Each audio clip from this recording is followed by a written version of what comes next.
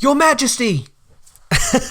Hey guys, what's up? Welcome to Off the Deep End, the show where we take a deep dive into all things, pretty much anything we can get our hands on. This is a special new segment today. We're calling it TV Tuesdays, where we're going to break down a television series or a part of a television series that we've fallen in love with recently and talk about the intricacies, the ins and outs, the things that we love, the things that we hate, the cast, special statistics, pretty much anything that we found valuable to share with you guys. Now, without further ado, let's get into The Crown Season 1.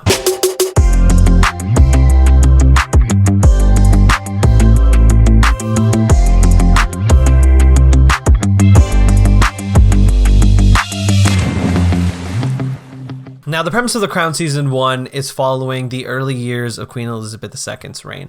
It follows kind of before she's Queen Elizabeth, kind of as just a dutiful daughter to her father, who's King George, played by Jared Harris. And obviously there's Claire Foy, who plays the Queen Elizabeth II, who's at this point Princess Elizabeth. And it's interesting because it starts at the beginning and it shows her as just a normal human, or as normal a human as you can be, having grown up in royalty and kind of being groomed for this mystical throne thing that people kind of are in love with, yet have no clue what is actually about. And from there, the entire trajectory of the season moves into kind of, from there, obviously, her coming into the crown, taking the coronation over, doing stuff like that, and then kind of going into the problems that she has, not only as queen at a very macroscopic level, handling things that are happening within the UK as well as internationally, as well as within, these different, parts of the UK and the sectors. And from there, as well as the problems that are happening within her personal family, whether it's with her husband, Prince Philip, who's played by Matt Smith, and even her sister, Princess Margaret, who's played by Vanessa Kirby. What I really, really, really enjoy in the middle portion of the show is that she is woefully unprepared to take on the role of the queen. And I'm not saying that as a disrespect. She's pretty much like anyone who's thrust into a new situation.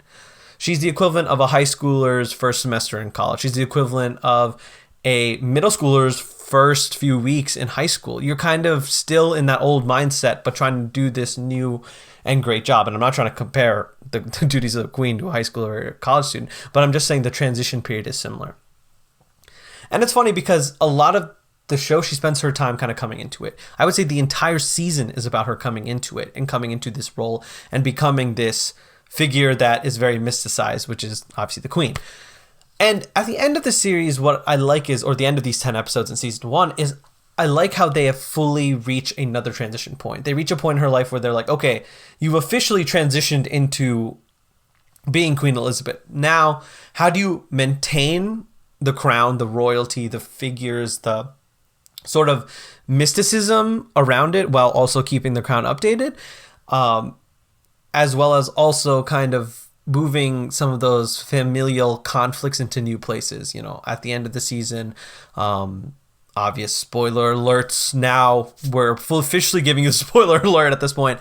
Matt Smith, who plays Prince Philip, kind of goes off to do this 5 or 6 month tour, and back then obviously travel isn't as cheap or easy, so he's going to be gone for a long time. Vanessa Kirby's Princess Margaret character has kind of lost it and is going off the rails. The man she loves has kind of been pushed aside, and the man she loves is played by Ben Miles, is Captain, I have to say this right, Group Captain Peter Townsend. I really don't get the military rankings in the show, but it's an interesting dilemma because he's obviously a divorced captain, and divorce back then was kind of viewed as this giant no-no, especially within the royal family, and was a point of contention even with the former king, before King George, who was King Edward, played by Alex Jennings, who had actually abdicated the throne in favor of being married to a woman who had had 2 divorces up until that time, and they actually were together their entire lives. So now that I've given you a kind of overarching premise of this show, I want to get into some of the things that really made the show for me.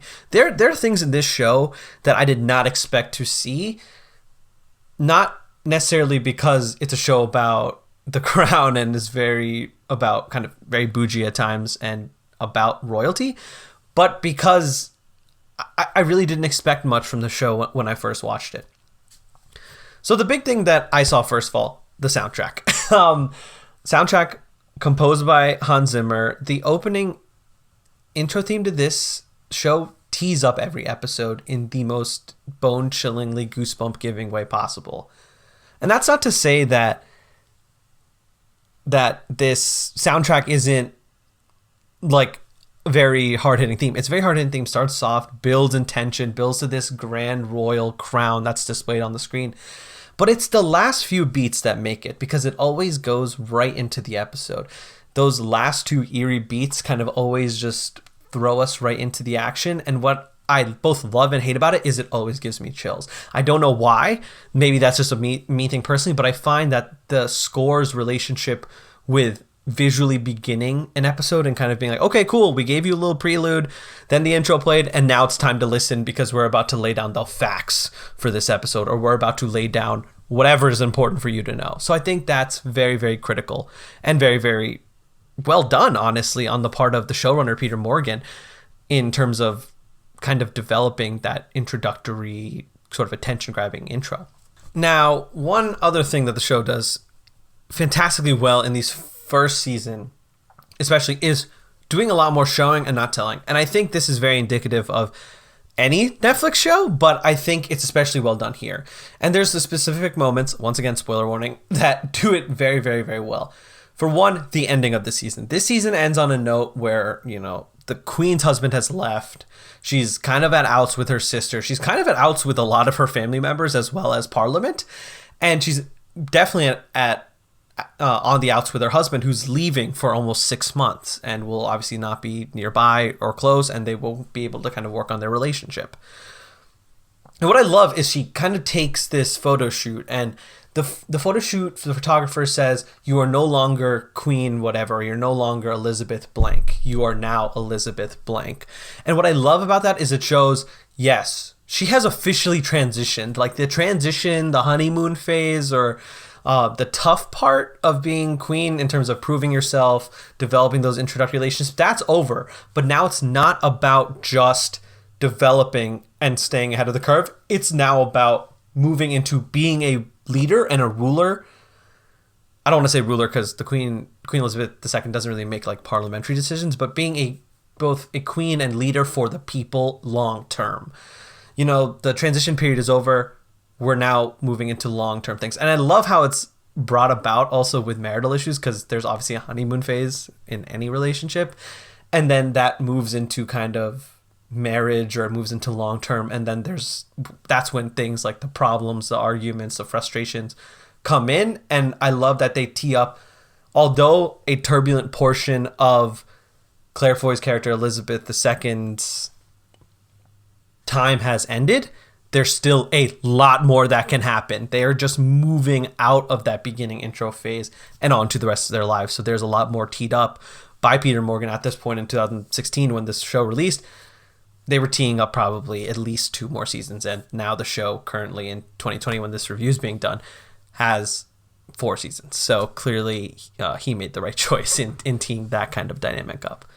Another moment that does a lot of great showing and telling early on is when she's told the news that her father has passed away, when Queen Elizabeth is told the news that her father is passing away and that she's going to have to take on the throne. I didn't know this, but apparently royalty gave up their regular names in pursuit of royal names that are based upon previous and very successful members of royalty, or that are based around parents and grand relatives, or relatives that they hope to aspire to be like. Again, something I didn't know. But what I love is that she keeps her own name, and then as soon as that ends, they kind of get up to leave. There's a lot of silence in the room, and the guy says something along the lines of, God save the Queen. And to me, that just, you know, sent chills up my spine. I can only imagine how they must have felt in the moment, if that's actually based on a real moment that occurred. Is just the magnitude of being called queen before your coronation, before anything, just changes everything. And I love how they demonstrated that on the show. They were like, yup, this is officially changing. Things are officially going off the rails. Things are officially about to become this, like this next chapter of your life is officially about to start. And they just showed it in the most simple and eloquent way possible with very simplistic dialogue. And I love how the silence after that statement spoke much louder than the words of the statement itself. I think those are very, very important things to remember here, especially in a show like this. The show does a lot of showing. You have to watch the show. You cannot merely listen to it in the background. There are shows you can get away with, like, I know Friends. I used to just have Friends in a pocket and you could just listen to it and be like, oh, that was funny, or hey, I remember that, or that was cool, and that's on a rewatch. But when you sit down to watch the show, you need to pay attention because they do a lot of showing and sometimes not a whole lot of telling and not a whole lot of explaining. You kind of have to pick up on things on your own. So it's definitely a more sophisticated watch if you're first time or you're kind of introducing yourself to the world of deeper television and things like that. Not that this is necessarily like the deepest television, but definitely much more sophisticated than your regular soap opera or anything else. Now I got to tee up my favorite episode. My favorite episode obviously involves Jonathan Lithgow, who plays Winston Churchill.